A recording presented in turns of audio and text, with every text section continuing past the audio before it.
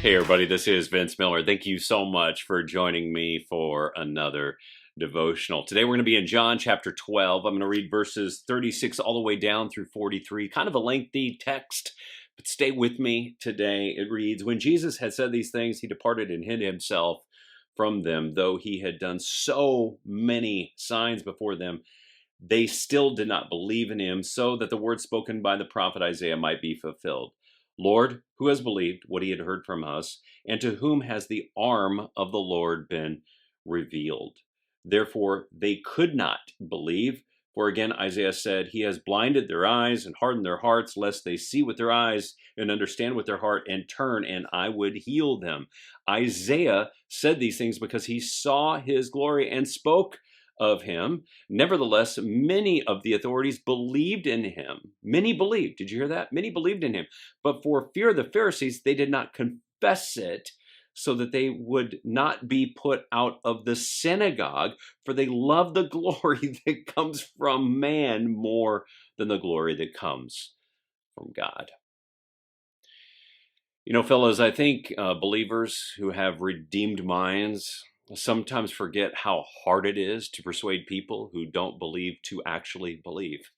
And if you're a believer who is reading the Bible and attending a church and spending time with other believers in a community, then your mind is being constantly washed over by biblical truths that are constantly renewing your mind. And as a result, this makes our way seem reasonable to us and unreasonable to unbelievers. Thus, they have a hard time accepting what we believe, and we have a hard time accepting what they believe.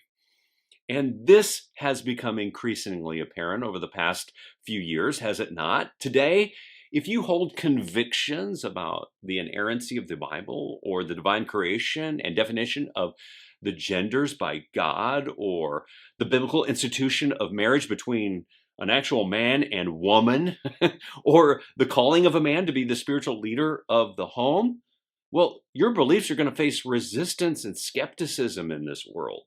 You might even have a hard time talking about these issues because you're going to know that they're going to meet with resistance out there.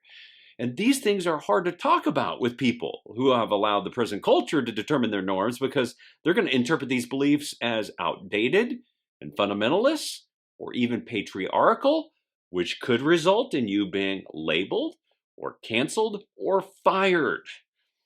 But fellas, I want you to know that this is not a new problem. We see the same problem playing out in this text right here. Notice that there were many religious authorities who believed in Jesus, but out of fear did not confess their belief. How about that? And what were they afraid of?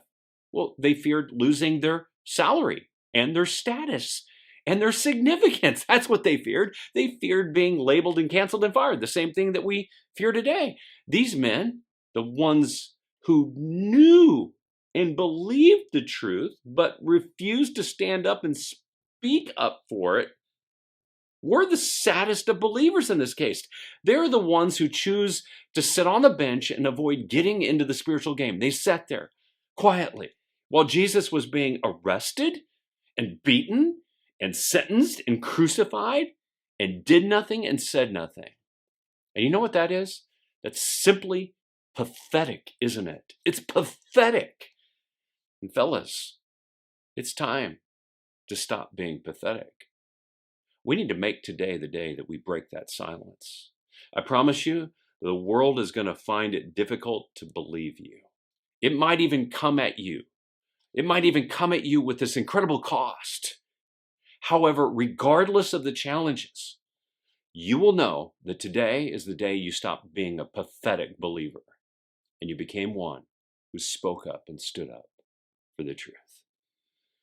I hope this blesses you today.